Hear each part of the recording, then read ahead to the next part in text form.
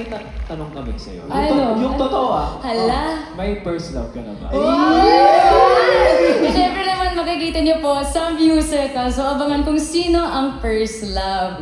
Pero in all seriousness, ang totoo, ang first love ko ay itong ginagawa natin. Kaya naman, I'm really honored to be part of this tribute concert for one of the country's most celebrated and iconic bands, ang Hot Dog. Siyempre naman, round of applause for Hot Dog.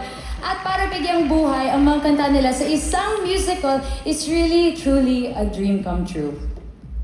Ay nako, kaya nga sinabi ko kanina, and I always say this kasi gusto ko spread the word, abangan niyo po ang Bongga Kaday dito rin po sa Newport Performing Arts Theater because it's one musical you should never miss. Totoo yan. Uy, pero may tanong ko nga ulit. Okay, sige. Sige daw. Sam, sino bang first love Sam, mo? sige. Ay, Sam, sagutin mo na, Sam. Ikaw na lang sumagot. Ako, actually yung first love ko, ikaw na muna sumagot, KD. Sige, may pupuntahan pa ako.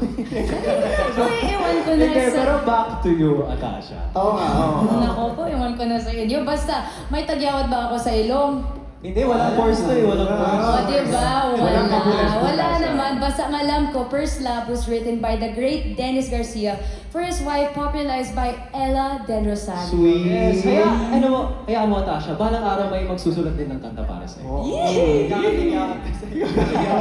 First love.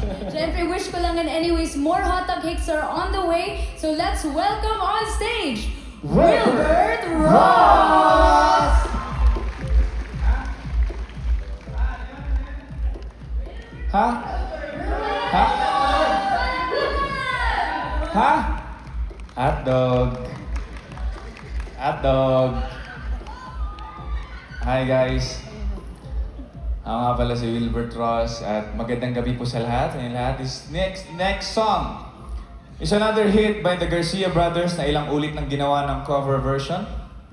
At I'm lucky enough na gumawa din ang kapal na mukha ko para sumunod dun sa JR, Agot Isidro, grabe.